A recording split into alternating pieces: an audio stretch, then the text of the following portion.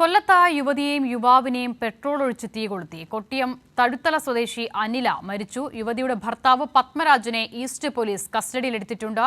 ഈ സംഭവത്തിന്റെ ദൃക്സാക്ഷിയുടെ പ്രതികരണത്തിലേക്ക് ആദ്യം. പെട്ടെന്ന് ഒരു ആട്ട അവിടെ നിന്ന് നേരെ ഇങ്ങനെ കയറി വന്നു. അതിന്റെ കൂടെ തന്നെ ഓമനികളെ പാസ് ചെയ്ത് കയറി വന്നു. പാസ് ചെയ്ത് കയറി ഇവര് ലെഫ്റ്റിലോട്ട് കയറി പിടിക്കുകയും ചെയ്ത് ആ ഒമ്മനി കറക്റ്റായിട്ട് വന്ന് ഇതിനോട് ഈ ഇവരെ ആ കാറിനോട് റൈറ്റ് ചേർന്നങ്ങ് നിൽക്കുകയും ചെയ്തു. എന്തോ ഒരു സാധനം ഇങ്ങനെ എടുത്ത് വണ്ടി തട്ടിയത് നമ്മൾ വിചാരിച്ചു. പക്ഷെ എന്തോ ഒരു സാധനം അതിനകത്ത് എടുത്തെറിഞ്ഞപ്പോഴത്തേക്ക് ടുപ്പു എന്ന് പറഞ്ഞ പൊട്ടി. സംഭവം പൊട്ടി. ഫസ്റ്റ് ട്രിപ്പ് പൊട്ടി. അപ്പോഴത്തേക്ക് ഞങ്ങൾ വിളിച്ചുപോയി. ഓടി വേടാന്ന് പറഞ്ഞാൽ ഞങ്ങൾ വിളിച്ചുപോയി. അപ്പുറത്തെ ആ വീടിന്റെ ഫ്രണ്ടിൽ ഒരു വീടുണ്ടായിരുന്നു. അവിടെ പോയി ഗേറ്റ് വലിച്ചടിച്ച് വെള്ളം എടുക്കും. പൈപ്പിനകത്ത് വെള്ളം എടുക്കാൻ വേണ്ടി ഞങ്ങൾ വിളിച്ചു പോയത്. അവിടെ ആരും ഇല്ല ആ സമയത്ത്. പിന്നെ 108 വിളിച്ച്, ആംബുലൻസ് വിളിച്ച്, ഫയർ സ്റ്റേഷനിൽ വിളിച്ച് എല്ലാവരും വിളിച്ചു. അപ്പോഴത്തേക്ക് രണ്ടാമത്തെ ട്രിപ്പ് പൊട്ടി കഴിഞ്ഞ വണ്ടിക്കകത്തുള്ള കംപ്ലീറ്റ് പൊട്ടി. ഈ മേടത്തെ ഞാനാണ് ഇപ്പുറത്ത് ഒരു ഡോറ് ലെഫ്റ്റ് സൈഡിലെ ഡോറ് പൊളിഞ്ഞ് അങ്ങ് വെളിയിലായി. ഇവര് ഇങ്ങോട്ട് വീഴ. അപ്പൊ ഞങ്ങൾ രണ്ടും കൂടെ ചെന്ന് കൈക്ക് പിടിച്ച് ഞങ്ങൾ വെളിയിലോട്ട്. അപ്പോഴത്തേക്ക് ഈ ഏണിന്റെ ഈ ഭാഗവും കംപ്ലീറ്റ് വേറെ കംപ്ലീറ്റ് ഒരു 80% കത്തി കരിഞ്ഞ്. എന്നുവെച്ചാൽ അമ്മ 2 ട്രിപ്പ് പൊട്ടി. പിന്നെ ഞങ്ങൾ വലിച്ചെടുത്ത് വെളിയിലോട്ടെടുത്തപ്പോഴാണ് 3ാമത് ട്രിപ്പ് പൊട്ടി. ഞങ്ങൾ ഓടി തെറിച്ച് രാജ്കുമാറുടെ വിവരങ്ങൾ നൽകാൻ. രാജ്കുമാർ, വളരെ ആസൂത്രിതമായാണ് ഈ കൊലപാതകം പത്മരാജൻ നിർവഹിച്ചത് എന്നുള്ളത് ഈ ദൃക്സാക്ഷികളുടെ പ്രതികരണത്തിൽ നിന്ന് തന്നെ വ്യക്തമാണ്. എന്താണ് ഇത്രമാത്രം വൈരാഗ്യം അനിലയോട് ഉണ്ടാകാൻ കാരണം? കൊലപാതകത്തിലേക്ക് നയിച്ചത് എന്താണ്? അനീഷ് എന്ന് പറയുന്ന ഒരു ആൺസുഹൃത്ത്, ആ ആൺസുഹൃത്തുമായിട്ടുള്ള ഇവരുടെ ബന്ധത്തെ ഈ പത്മരാജൻ പലപ്പോഴും ചോദ്യം ചെയ്തു. ബേക്കറി തുടങ്ങിയത് പത്മരാജന്റെ ഇഷ്ടത്തോടെ ആയിരുന്നില്ല അനില. അതിനും ഈ അനീഷ് എന്ന് പറയുന്ന യുവാവിന്റെ സഹായമുണ്ടായിരുന്നു, സാമ്പത്തിക സഹായമുണ്ടായിരുന്നു. ബേക്കറി തുടങ്ങുന്നതിൽ താല്പര്യക്കുറവില്ലായിരുന്നെങ്കിൽ പോലും അനീഷുമായി ചേർന്ന് തുടങ്ങുന്നതിനായിരുന്നു പത്മരാജന് ഇക്കാര്യത്തിൽ എതിർപ്പ്. ഇത് പലവട്ടം പറഞ്ഞിട്ടും അനില അതിൽ നിന്ന് പിന്മാറാൻ തയ്യാറായില്ല. ഇത് ഒരു വൈരാഗ്യമായി മാറി. അങ്ങനെ ഈ ആൺസുഹൃത്തും ഈ ആൺസുഹൃത്തുമായിട്ടുള്ള അനിലയുടെ ആ ബന്ധമാണ് പത്മരാജനെ ഇത്രയേറെ ഇതിലെ ഒരു വൈരാഗ്യത്തിലേക്കും അല്ലെങ്കിൽ ഇങ്ങനെ ഒരു കൊല്ലം നഗരമധ്യത്തിൽ ഒരു കൊടും ക്രൂരത നടത്താൻ വേണ്ടി ഒരു പ്ലാൻ ചെയ്ത ഒരു കൊലപാതകം നടത്താൻ വേണ്ടി അയാളിലേക്ക് എത്തിച്ചേരാനുള്ള ചേതോവികാരം അല്ലെങ്കിൽ ആ ഒരു കാരണം അതായിട്ടാണ് ഇപ്പോൾ പോലീസ് മനസ്സിലാക്കുന്നത്. പത്മരാജൻ ഈ സ്റ്റേഷനിൽ ഓട്ടോറിക്ഷയിൽ വന്ന് ഈസ്റ്റ് പോലീസ് സ്റ്റേഷനിൽ കീഴടങ്ങിക്കൊണ്ട് ഈ പത്മരാജൻ പറഞ്ഞത്, എനിക്കിപ്പോൾ സമാധാനമായി, തൃപ്തിയായി, ഞാൻ എന്റെ ഭാര്യയെ തീ കൊളുത്തി കൊന്നു എന്ന് അത് സ്വയം പറയുകയായിരുന്നു. പോയി അമ്പരന്ന് പോയി പോലീസുകാർ പോലും എന്താണെന്ന് മനസ്സിലാകാതെ. പിന്നീടാണ് അടുത്ത കോള് വരുന്നത്. 2 കാറുകൾ നിന്ന് അഗ്നിക്കിരയായി അതിലൊരു സ്ത്രീ ഉണ്ടെന്നുള്ള വിവരം പോലീസിന് കിട്ടുന്നത്. പോലീസ് സ്പോട്ടിൽ എത്തിയപ്പോഴേക്കും ഏതാണ്ട് അനിലയുടെ ജീവൻ പൂർണ്ണമായും നഷ്ടപ്പെട്ടിരുന്നു. ഇയാൾ പിന്നീട് ഈ മനസ്സിലാവുന്ന കാര്യം എന്ന് പറഞ്ഞു കഴിഞ്ഞാൽ ഈ ഭാര്യ അനില കാറിൽ ഈ ആൺസുഹൃത്തുമായി അനീഷുമായി വരും എന്നുള്ളതായിരുന്നു ഈ ഭർത്താവ് പത്മരാജന്റെ ഒരു വിശ്വാസം. അതനുസരിച്ച് ഇയാൾ നേരത്തെ തയ്യാറാക്കിയ ഒരു പ്ലാൻ പ്രകാരം കാറിൽ പെട്രോൾ കരുതിയിരുന്നു പാത്രത്തിൽ. ഈ ഭർത്താവ് പത്മരാജൻ സഞ്ചരിച്ച ഓമിനി വാൻ കൊണ്ടുവന്ന് ഭാര്യ കാറിൽ പോകുമ്പോൾ ഭാര്യയാണ് വാഹനം ഓടിക്കുന്ന അനില. ഈ കാറിനോട് ചേർത്ത് നിർത്തി ഡോർ തുറക്കാൻ പറ്റാത്ത വിധം ജാമാക്കി. ഇതിനുശേഷം വണ്ടിക്കകത്തുനിന്ന് പെട്രോൾ ഒഴിച്ച് ഈ അനില സഞ്ചരിച്ച ആട്ടോ കാറിലേക്ക് ഒഴിക്കുകയും തീ കൊളുത്തുകയുമായിരുന്നു.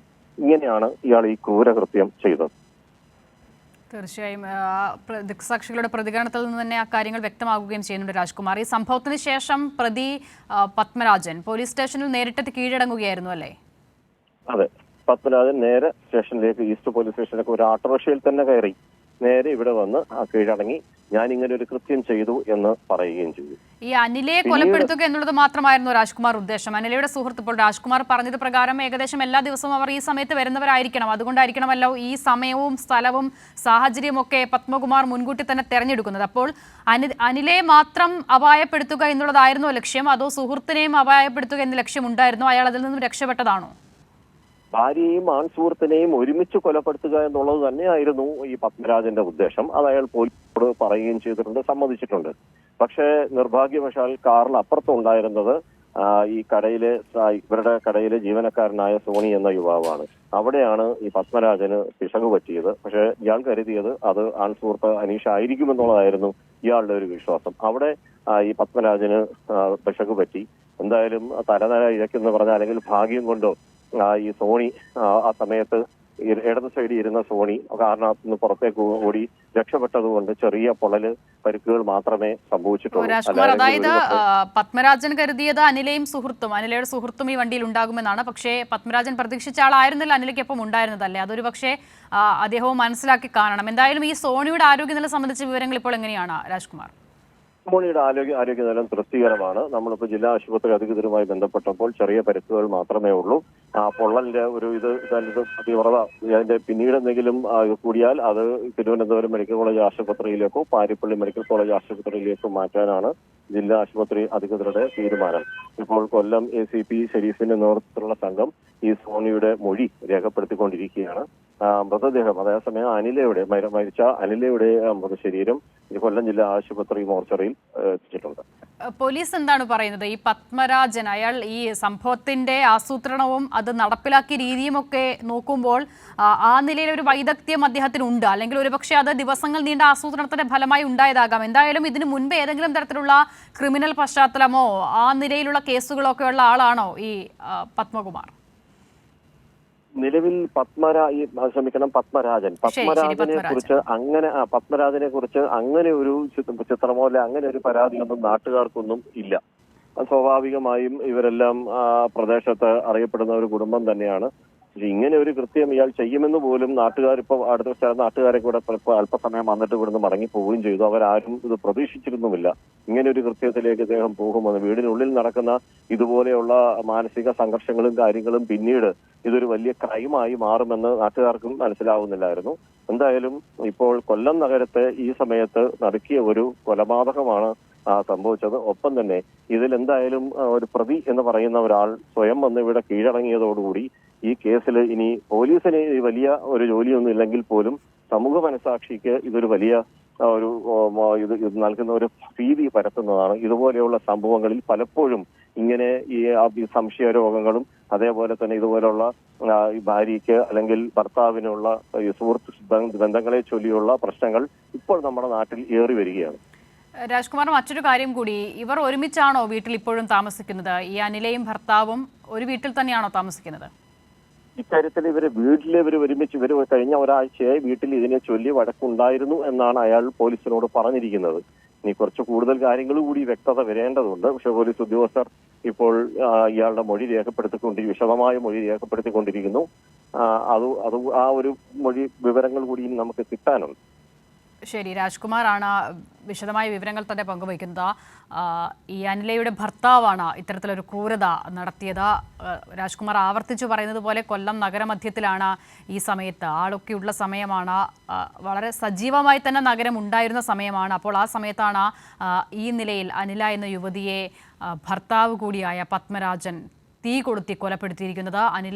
അനിലയുടെ സുഹൃത്തും തമ്മിലുള്ള സൗഹൃദമാണ് കൊലപാതകത്തിന് കാരണമായത് എന്നുള്ളതാണ് ഇപ്പോൾ മനസ്സിലാകുന്ന വിവരം. അനില ജോലി കഴിഞ്ഞ് വീട്ടിലേക്ക് മടങ്ങി വരുന്ന സമയത്ത് ഈ വാഹനത്തിൻ്റെ അടുത്ത് മറ്റൊരു വണ്ടി നിർത്തിയിട്ട് അതിനുശേഷം അനിലയ്ക്ക് പുറത്തേക്ക് ഇറങ്ങാൻ കഴിയാത്ത തരത്തിൽ ആ വണ്ടിയുടെ ഡോറ് ജാമാക്കി വെച്ചിട്ടാണ് തീ കൊളുത്തിയത്. അങ്ങനെയാണ് അനില സംഭവസ്ഥലത്ത് തന്നെ മരിക്കുന്നത്. അനിലയുടെ ഒപ്പം ഉണ്ടായിരുന്നത് പക്ഷേ പത്മരാജനൊപ്പം ഉണ്ടാകുമെന്ന് പ്രതീക്ഷിച്ച സുഹൃത്തായിരുന്നില്ല, മറ്റൊരാളായിരുന്നു. അദ്ദേഹം ചെറിയ പരിക്കുകളോടെ രക്ഷപ്പെട്ടിട്ടുണ്ട്. ഇപ്പോൾ ആശുപത്രിയിൽ ചികിത്സയിൽ തുടരുകയാണ്. സംഭവത്തിന് ശേഷം പ്രതി പോലീസ് സ്റ്റേഷനിൽ കീഴടങ്ങുകയും ചെയ്തിട്ടുണ്ട്. ആസൂത്രിതമായി നടത്തിയ കൊലപാതകമായിരുന്നു എന്നുള്ളത് പ്രതി പോലീസിനോട് സമ്മതിക്കുകയും ചെയ്തിട്ടുണ്ട്. രാജ്കുമാർ, ഇപ്പോൾ ആ വാഹനത്തിൻ്റെയൊക്കെ അവസ്ഥ കാണുമ്പോൾ സ്വാഭാവികമായും അതിൻ്റെ ഒരു വ്യാപ്തി എത്രമാത്രം വലുതായിരുന്നു എന്നുള്ളത് നമുക്ക് ഊഹിക്കാവുന്നതേ ഉള്ളൂ. ശരി, രാജ്കുമാറിലേക്ക് വളരെ വേഗം മടങ്ങി വരാം. ഈ സംഭവത്തിന്റെ ദൃക്സാക്ഷികളുടെ പ്രതികരണമാണ് അല്പം മുമ്പ് കണ്ടത്. എത്ര ആസൂത്രിതമായാണ് ഇയാൾ ഈ കൊലപാതകം നടത്തിയത് എന്നുള്ളത് ആ വാക്കുകളിൽ നിന്ന് വ്യക്തമാകുകയും ചെയ്യുന്നുണ്ട്. അവരുടെ പ്രതികരണത്തിലേക്ക് ഒരിക്കൽ കൂടി.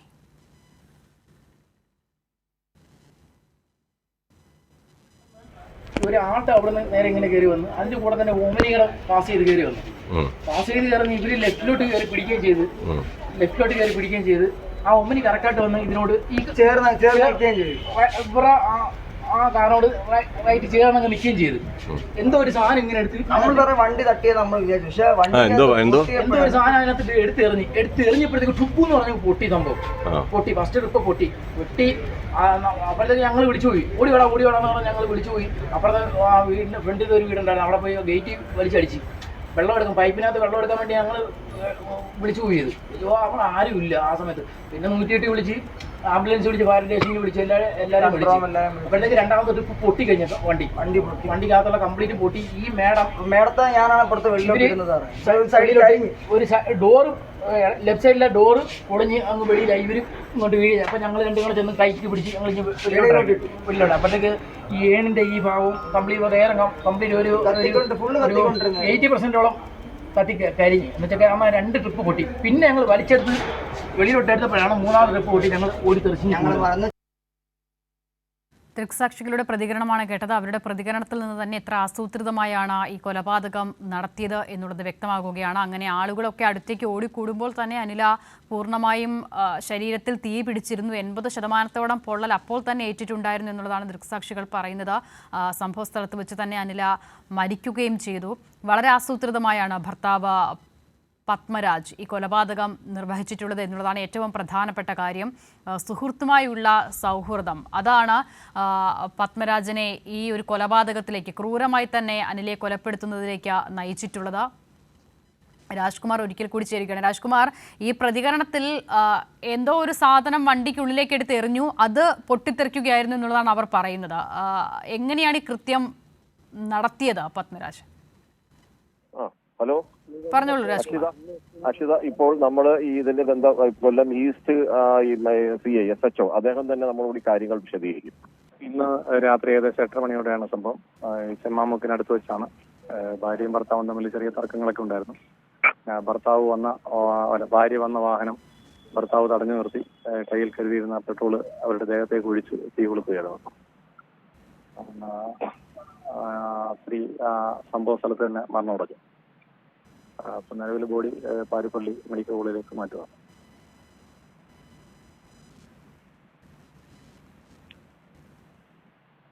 ഹലോ, പറഞ്ഞോളൂ രാജ്കുമാർ. അന്വേഷണ ഉദ്യോഗസ്ഥരാണ് പ്രതികരിച്ചതെന്നാണ് മനസ്സിലാക്കുന്നത്. എന്താണ് അവർ പറയുന്നത്? കൊല്ലം ഈസ്റ്റ് CI SHO ആണ് ഇപ്പൊ നമ്മളോട് സംസാരിച്ചത്. നടന്ന സംഭവങ്ങളെ കുറിച്ച് ഒരു പോലീസിന്റെ വെർഷനാണ് നമുക്കിപ്പോ കിട്ടിയത്. ശരി, രാജ്കുമാറാണ് വിവരങ്ങൾ നൽകിക്കൊണ്ടിരിക്കുന്നത്. അനിലയാണ് കൊല്ലപ്പെട്ടത്. അനിലയുടെ ഭർത്താവാണ് തീ കൊളുത്തി അനിലയെ കൊലപ്പെടുത്തിയത്. അയാൾ അതിനുശേഷം പോലീസ് സ്റ്റേഷനിൽ കീഴടങ്ങുകയും ചെയ്തിട്ടുണ്ട്. ചില അഭിപ്രായ വ്യത്യാസങ്ങൾ അനിലയുമായി ബന്ധപ്പെട്ട് ഭർത്താവിനുണ്ടായിരുന്നു. ഇതാണ് കൊലപാതകത്തിലേക്ക് നയിച്ചത് എന്നുള്ളതാണ് ഭർത്താവ് പോലീസിന് നൽകിയിരിക്കുന്ന മൊഴി.